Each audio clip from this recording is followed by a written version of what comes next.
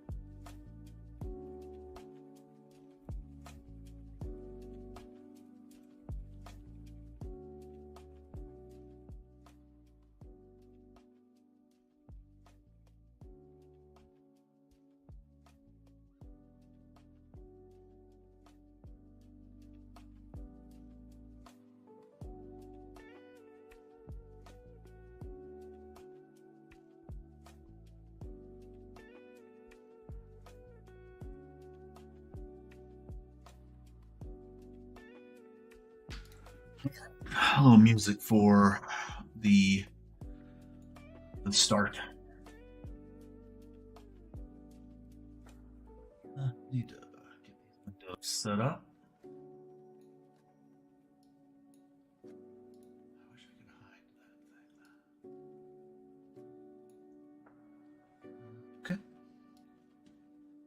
I can just kind of minimize this as well. There. Okay. Like that.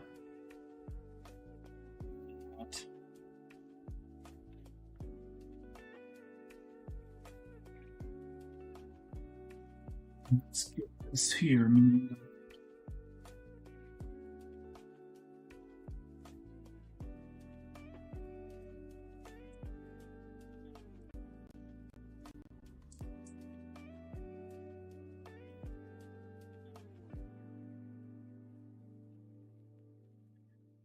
Too many things open. Let's close a bunch of things.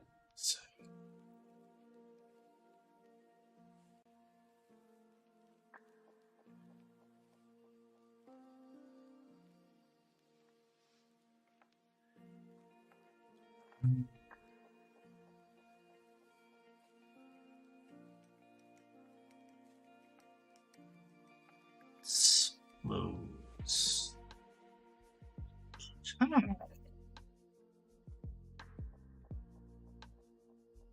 Oh, here's the test. Okay, let's see if I can get this right.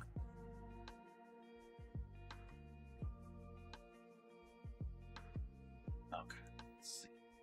Let's go to scene. And hear it here. Okay. If you could talk for me. Testing, testing, 1, 2, 3. Yep. Weird. I wonder if that echo will play through. I'm streaming it. I'll have to test that out. I'm updating my OBS with some new things, so. Wait, do I mute? Do I mute YouTube? You would mute YouTube because you, yeah.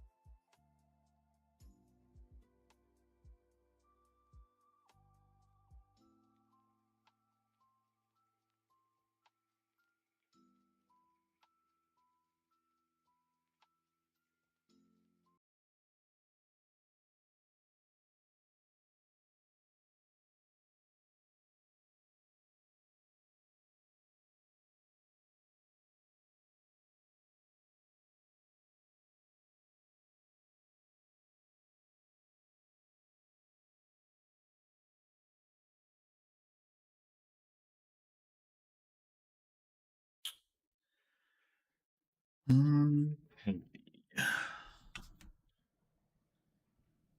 mm,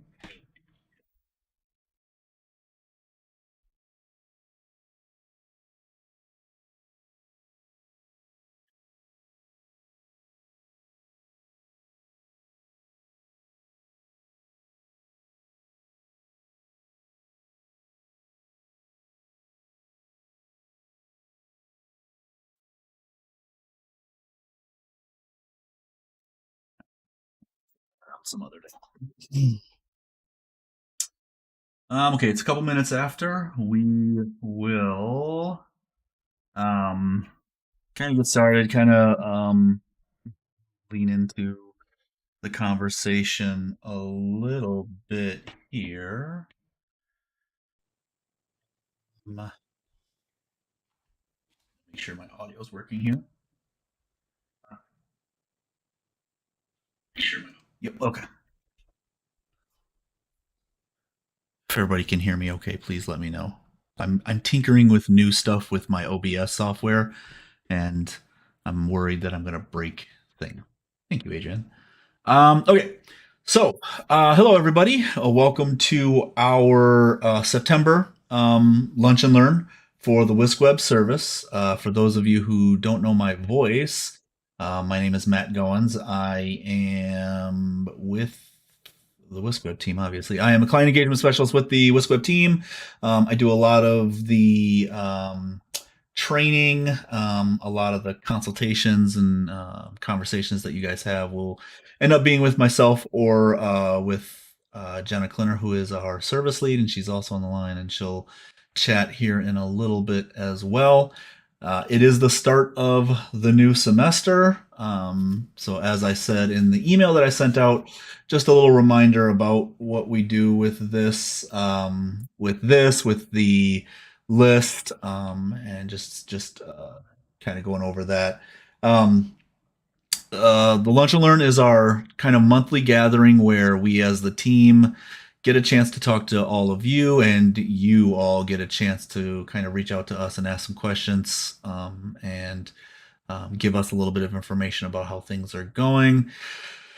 Mostly, this is an opportunity for us to kind of show off some things that we are either working on or are looking for feedback on from all of you, and that will be true today because we have a couple of things, or I have at least one thing that I'm going to show off to you, and then some other things that we're going to chat about. The email list is the way that we communicate with folks, primarily en masse. Um, every time I send out an email, I get a lot of, I shouldn't say a lot. I get several emails back saying, take me off the list. Why am I on this list, etc. And I always respond back, if you're an editor or an administrator within the WiscWeb service, so this includes um, any of your student hires, grad assistants, anything of that nature, if they are an editor or an administrator within the WiscWeb, within a WiscWeb site, they get added to the list. You can always log into Google Groups to manage your list. Uh, Reception, your list mailing options. But as always, I want to make sure that people are aware of the fact that we use this to communicate, updates, emergency information, things of that nature when it comes to the service itself. Okay. Um, the lunch and learn schedules are always the second Thursday of each month. I don't send out a reminder to these because, I mean, honestly, I don't want to send out a calendar reminder to, I don't know how many users we have in the system, 16, 7. Oh, we have many sites. Add 3 to 4 admins or editors for each site, and that starts to get too much. But yes, second Thursday of every month, I will always email out to let you know if we're going to cancel them.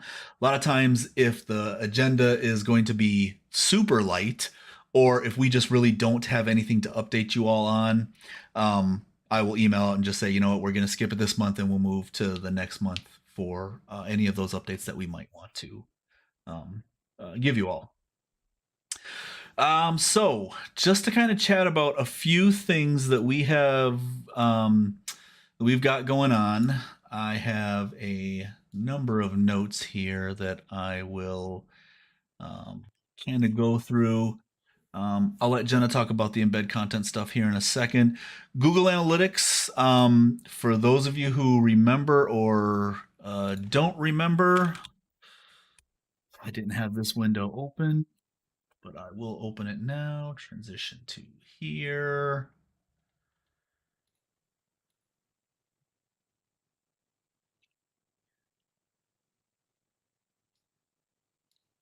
Trying to remove some things. So Google Analytics, for those of you who aren't aware and who haven't been um, addressing it, Google Analytics will be changing their um, process for collecting data come July 1, 2023. So, what happens there um, is, I'll answer that in a second, I'm on. What happens there is, for those of you who have set up your Google Analytics using what is referred to as the Universal Analytics account, it's this. Whenever you look at your customized Google services and Google Analytics section, and I'll walk through that here in a second once I show you this part of it, it will be a code that is UA dash something something something something. That is the Universal Analytics code. And where you access that is through Appearance, Customize, and Google Services. So we use Google Tag Manager for our purposes, but the UA value would go into here. I think I've had about 4 of these conversations over the past week with the semester starting up and people starting to look at their data again. So I just want to send a reminder, or I just want to remind everyone, and I will be sending some more reminders as we go throughout the rest of this fall, that you should be looking at updating your analytics from the Universal Analytics to the new Google Analytics 4 value, which is let me grab the value here. It'll be a G dash something something something measurement ID. So I want to make sure that everybody knows that it's going to change. And if you don't address it by July 1, 2023, you will stop collecting data at that time. The larger conversation that I've been having with folks is for people who want to continue to collect UA or Universal Analytics, but also start collecting via Google Analytics 4, how do they do that? Because all of your archive data is in Universal Analytics. You want to still collect that, but yet you still want to start with the GA4 stuff. I've been walking people through creating a Google Tag Manager account and using Google Tag Manager to collect both of those at the same time. Because what you can do is you can have both running, you can be collecting data in both, and then once July 1 hits, honestly, nothing really major will happen. You'll just have to make sure you look at your Google Analytics 4 area for your information versus the old Universal Analytics aspect of it. So again, I've had a number of these conversations. I imagine I will have a number more. Please, please, please, please, please, please reach out to me and let's set up some time either during my office hours or we can set up a one-on-one time at another time and I can walk people through this process. The hope is to have at some point this year still, and it might unfortunately happen after the semester ends, although I could see it happening before then. I really do want to have our resident Google expert, Jonathan Dietering. I'd like to have him do another presentation for the WiscWeb audience at large to kind of address some of the questions that people have about, like, what can I find in Google Analytics 4 that I used to be able to find in Universal Analytics? How do I there's things like, how do you track search values? How do you exclude internal traffic, things like that. So those are some of the things that I want Jonathan to address eventually with the group, and then we'll record that obviously, and we will uh, send that out to everybody as well. Amihan, uh, a reminder should be sent out every month. If it isn't, it's because I'm not here, and I would always coordinate with Jenna to make sure something would happen, or I would always communicate beforehand. So, like last month, I was on vacation, and we really didn't have a whole lot going on at that time. We did a small theme update prior to, and there wasn't much else going on in August for us, and then subsequently going into September. So I let everybody know that we wouldn't be having one then. That's a good question. Jean-Yves, the link actually isn't the same. I create a new one every um, month for this purpose. There's probably an easier way to do that. That's just my habit, my workflow. Um, so I probably have to research that a little bit more to make that a little more convenient for folks. But um, it'll always get communicated one way or the other, and then I will have to think about another way to address that. Maybe something on the site that links directly to the live or to our YouTube channel. Yeah, I'll have to investigate that. That's a good thing to take note of. Okay, so that was the first thing I wanted to chat about was Google Analytics. I've had quite a few conversations about it. I imagine I'm going to have quite a few more, so I want to make sure that people are aware of that. Our office hours, as always, you can reach out to Jenna and I, and I'll dump these into the chat quick.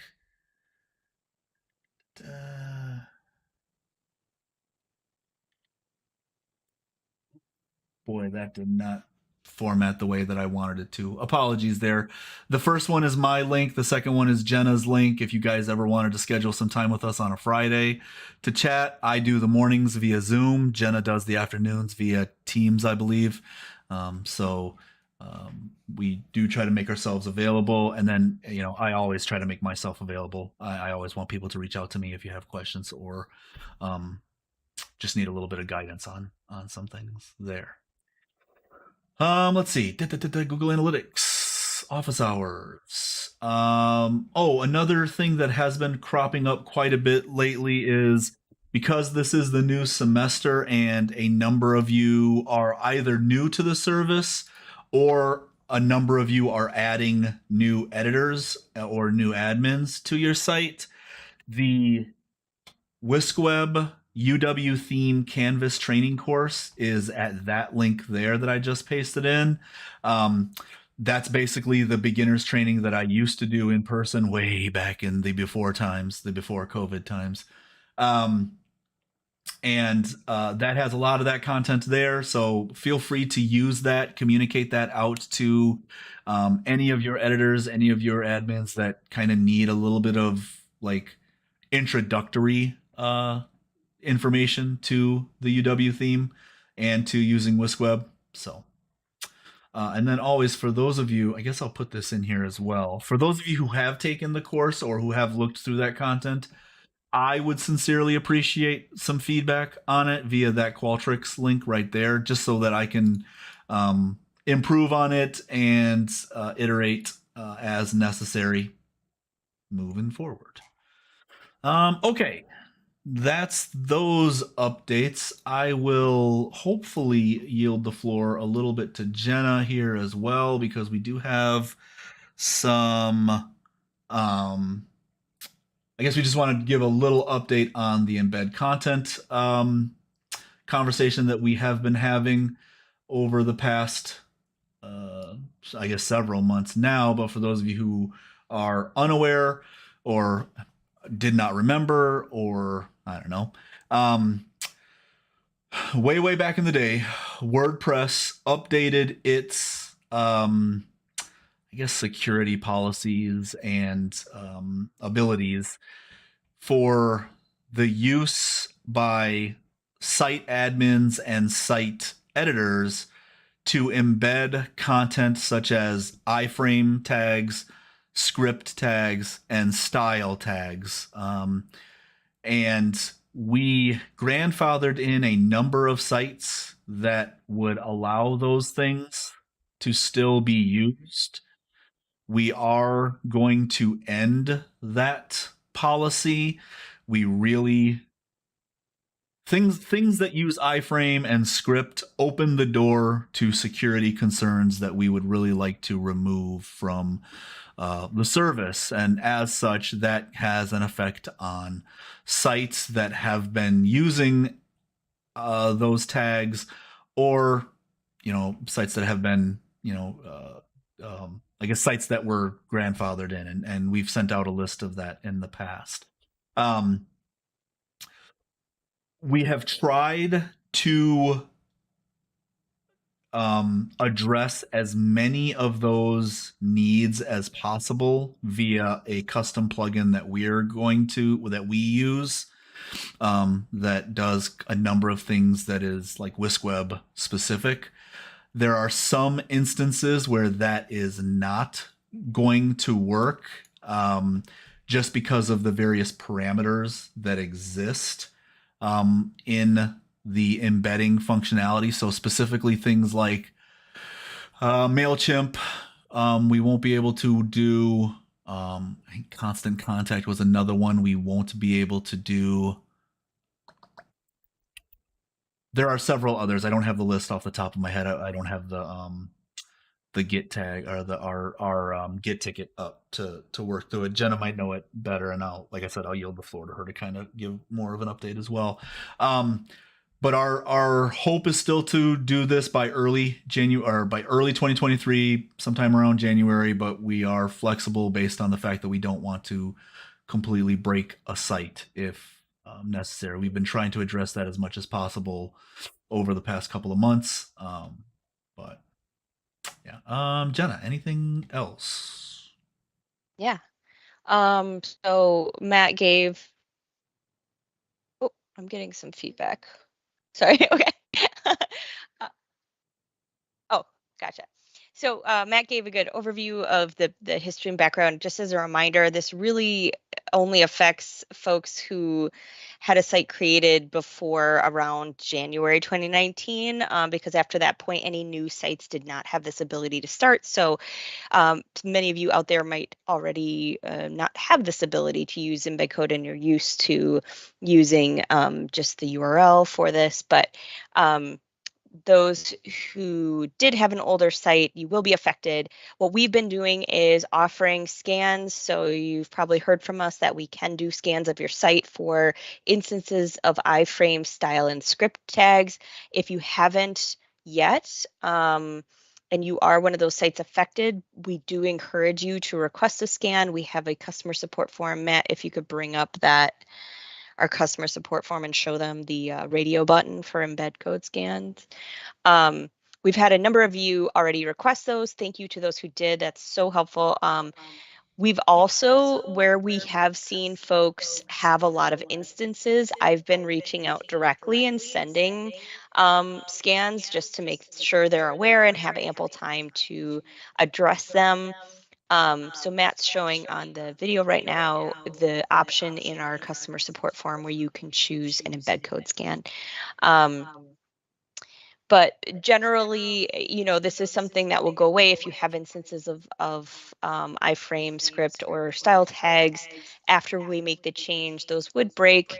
It doesn't mean necessarily that you wouldn't be able to place the content back. In a lot of cases, we've accommodated the embed code tools in other ways. We have KB documentation on that. If you go to our KB space, which maybe Matt can show as well, we have a whole area where we have embed options listed. I'll just give a moment to show that. It's right here. Yep. Yeah, so that is where you can kind of see the recommended approaches to including those approved tools. As Matt mentioned, there are a number of tools that we unfortunately can't accommodate. We really did try to accommodate anything that was, had broad use that we were seeing, but in some cases it's just not possible.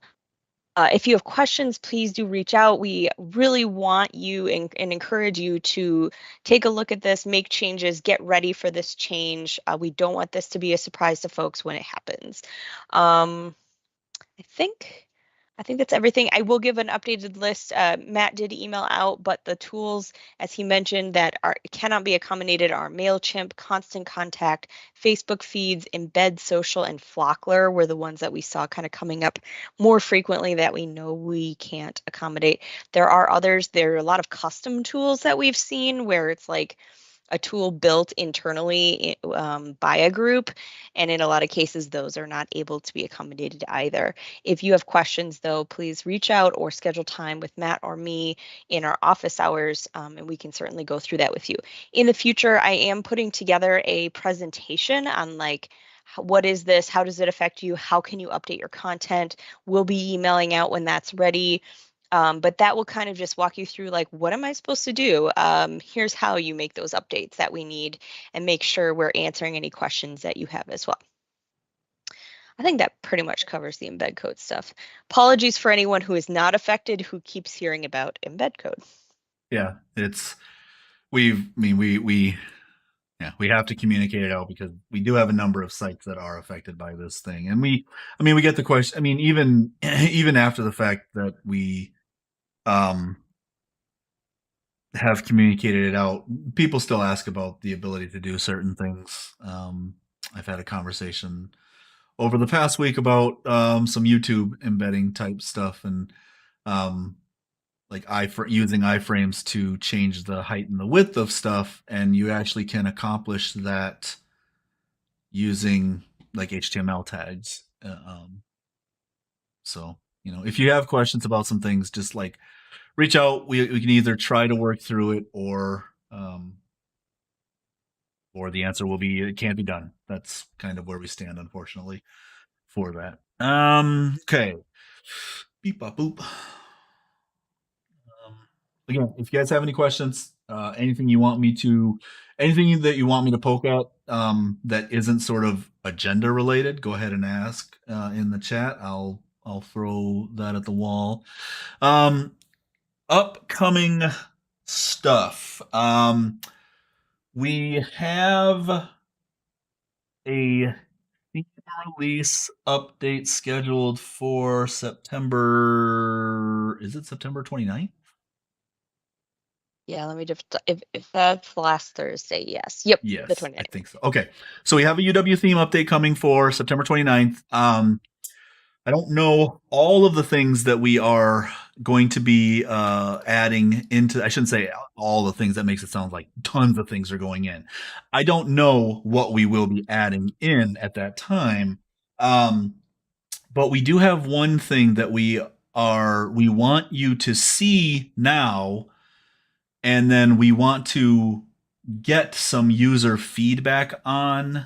We'd like to do a little bit of user testing on. So Andrea Renning, who is our new developer, and I introduced her before. It seems like she started forever ago, but I think this is only month 2, 3 that you've been with the team, something like that. She is working on an update to right now it's the text blocks. I don't know, Andrea, is this going to affect other page elements as well, like featured content block type things as well? Yes.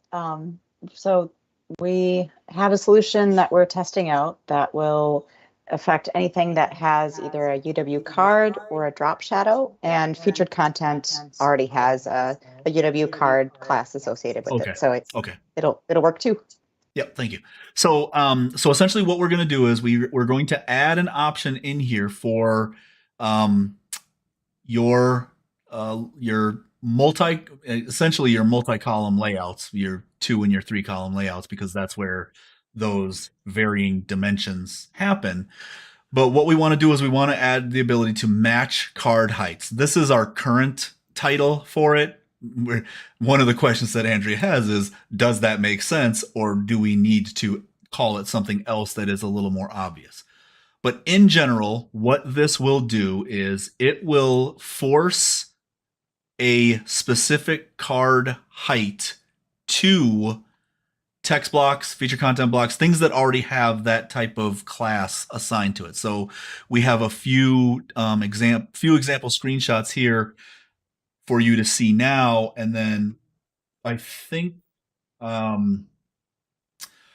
what we'll end up doing is maybe throwing this into like QA, our QA environment eventually, and reaching out to a few folks. Or honestly, those of you who are listening, please feel free to email me if you would like to do a little bit of user testing for this. So, just matt.goins@wis.edu. Drop me an email, say, yes, I would like to test this out. I don't want hundreds of people to do this, so I don't want to email the list at large, but there are 20-ish of you watching right now. So if 5 of you or if 10 of you are interested, that'd be great. But essentially, we want to get some feedback, and we want to get some user testing on this. We're excited about this too, but you can kind of see how it's forcing the same heights there. And again, a little bit of text, a little bit more text, a little bit more text along the sides here. And then we also have a screenshot in here for how it looks now without that matching option there. Jean-Yves, that's a good question. I guess that's some of the user feedback that we would love to hear is, should matching be the default, or should it be an option? Again, that's kind of the things that we want to hear back from you all when we do some user testing on this. So again, please feel free to drop me an email. I will, for those of you who need it, I'll just drop my email in here. Most people should have it, but go ahead and drop me an email. Say you'd be interested in being a user tester for this. Yeah, I guess anything else to add to this, Andrea? This is your... No, I am looking forward to the discussion and hearing more from people who want to use this feature. Yeah, good. Yeah, so this is one of those. That, yes, it's long in coming. We now have Andrea on the team. We have a second developer, so it's not just Scott trying to do all the things. And we are very excited for her to get going on this. I will also say, just because Jenna did remind me about this yesterday and I forgot to write it down, these are a lot of the things that we're working on recently that are quote unquote, I guess I shouldn't say quote unquote, but there are improvements. They're improvements to us. I hope they're improvements to you all. They are all through our feature request board. And I just want to make sure I point out that we do have the feature request board. If you go to that KB doc, you can read through the instructions there. But you can kind of see this is one of the things that we are working on. It is the most upvoted option there. The second most upvoted option, the option to protect pages to net IDs, we're working on. So let's give a slight update on that. We're working on it still. We are unraveling a number of things that exist within our service from the beginning, that now that we are 5-6 years into WiscWeb WordPress, we are needing to unravel. And so some of those things are causing us blockers for the ability to do a couple of things. NetID page protection is one of those. Right now, we're trying to solve the problem of just native password protection on pages. So WordPress has native built-in password protection for pages. We're trying to work on getting that to work. And then then potentially look at the ability to tackle the net ID functionality of it all. But because we're UW Madison and things can never go easy when it comes to technology, we've got to figure some things out on our end before we can make it be what it needs to be for all of you. So this one is currently being worked on because you guys just saw it. This one is currently being worked on, but we've been doing a lot of work over, I would say, the past 6 to 8 months. We've been doing a lot of work with our team and a couple of other teams to get this one to work. Capability to embed snippets, content in multiple pages. Is this the shared content thing, I believe, that you're working on, Andrea? It is now called reusable content. Oh, reusable content. Thank you. Yeah, we got some good feedback from users on the title, but I'll let Andrea speak to that. Yes, just we have this in kind of a testing phase, and we're going to do a little more development on it. But we think that this will be a good tool for people to be able to use. For example, if you have a contact block that you want on multiple pages, you could just write it once and change it once if it needs to change. Yeah. And I guess I should come back around to this one because we did have a plugin in place that allowed the ability to do this, and it allowed the ability to do this over multiple sites.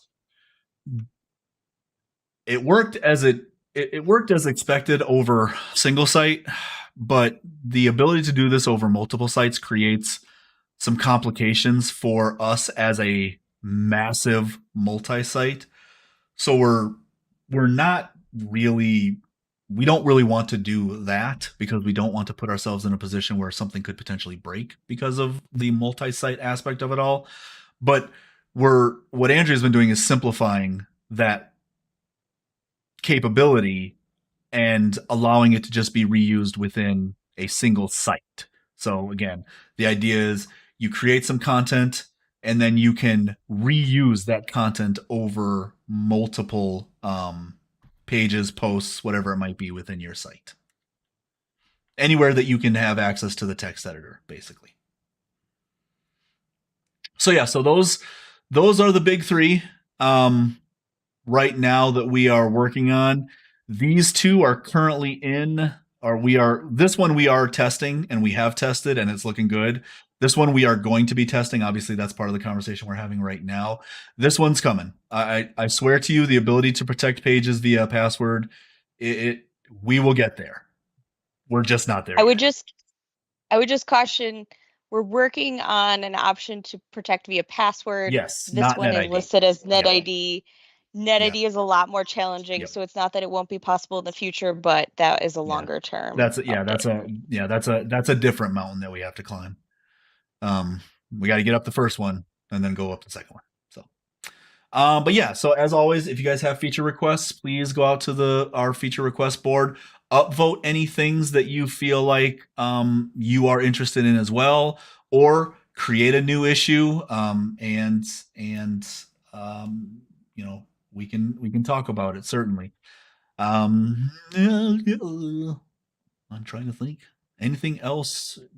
Any other updates, Jenna, that I didn't hit on there that we needed to chat about? The only thing that I'm kind of wondering on, so several of these, we've been kind of seeking user feedback on titling or where the feature is located or what it looks like, how it functions, whatever. Just wondering if folks have thoughts on how best to, or how you prefer us to request that from you, how you'd like to participate in that. Is that something that we just pose this in Lunch and Learn and see who's interested?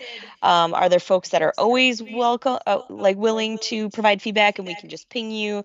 If anyone has thoughts about how they'd like to participate, or if they'd be willing to participate frequently, that'd be useful information for us. I do see this amping up in the future as we continue to try to consider user experience in the development that we're doing.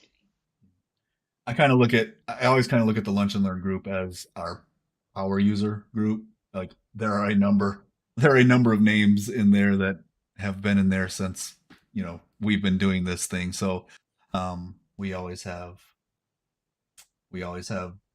good back and forth with that group. Yeah, that was going to be my thought as well, Michael, is to reach out to the the team's WordPress group there as well, because a number of folks are in that as well. And I guess for those of you who are not in there and would like to join, let me go down and grab the URL. So this URL that links to our WordPress users group. It is the community of practice group that has a Teams channel. That is the link to the Teams channel right there. Often a lot of feedback and back and forth in there when it comes to just general questions about design. This is not specifically a WiscWeb group of users, although there are a number of you in there who are WiscWeb users, but it's more to the broader campus WordPress group. We are in there just because, you know, we often get asked questions. We often have feedback for people who have questions. So I really do encourage people to take a look at that as well.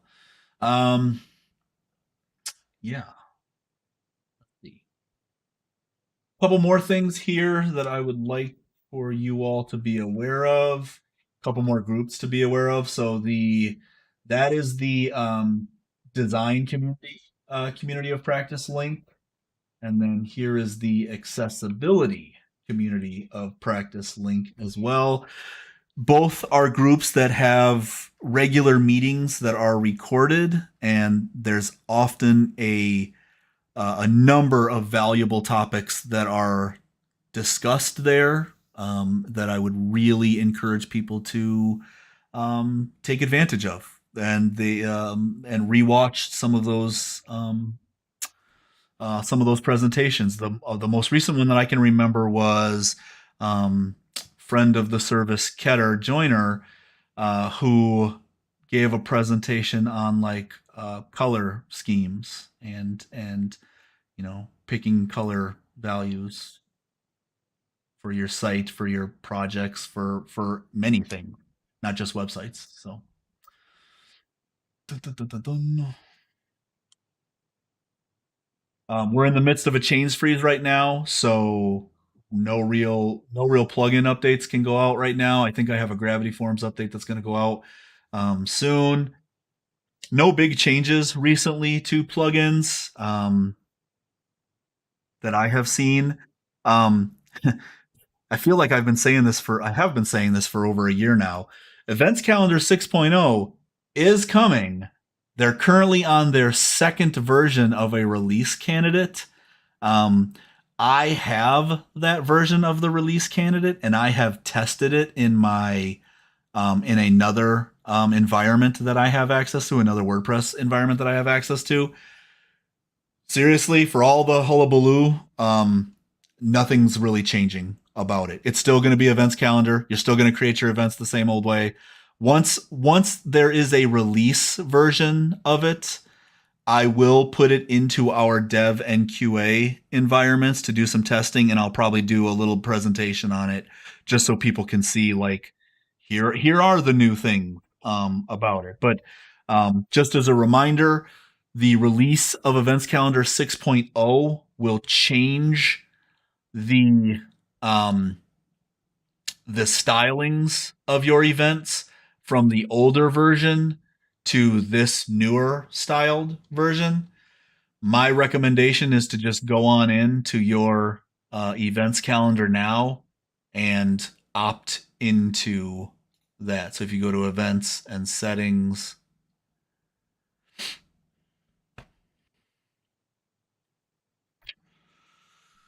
let's see, is it display? Yeah, it's if you go to events, settings, and then the display tab, there's an option that says use updated calendar designs. This is going to be enforced once Events Calendar 6.0 gets released. I've just been getting people to do it ahead of time so you don't have to worry about it. Buttons as in like the UW theme buttons, Linda? If the answer to that is yes, then my answer to that is yes. It's still going to be using the WordPress editors and all that stuff. We might just have to take a look. That's one of the testing things that I need to do is making sure that like the stylings of events calendar does not clash with the stylings of the UW theme. And we'd have to take a look at that. But yeah, I don't believe there's anything changing from a like use standpoint. It really is a lot of design. Yeah. So that's interesting. I wonder if that has to do with the Wiseman custom theme as well.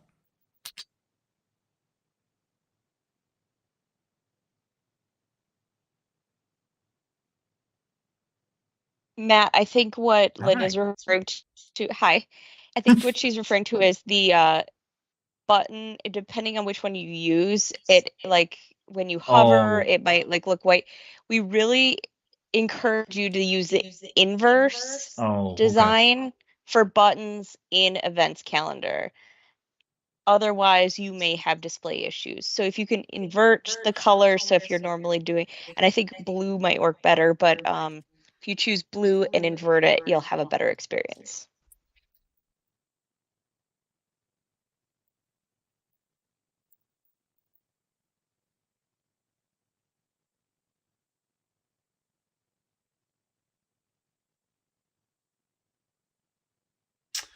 Dun, dun, dun, dun.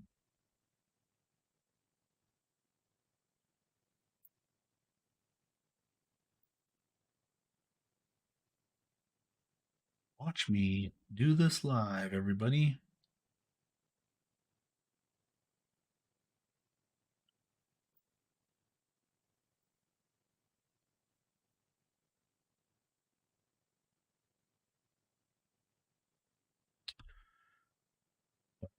Bum, bum. Okay, draft is saved. Preview.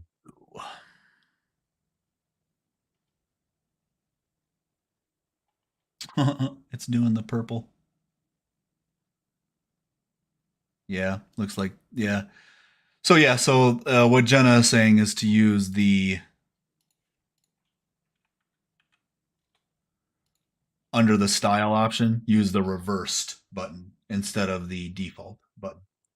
Sorry, meant to say reverse. I was saying No, inverse. I didn't Definitely remember it reverse. either. Yeah, I didn't remember it either. Yeah.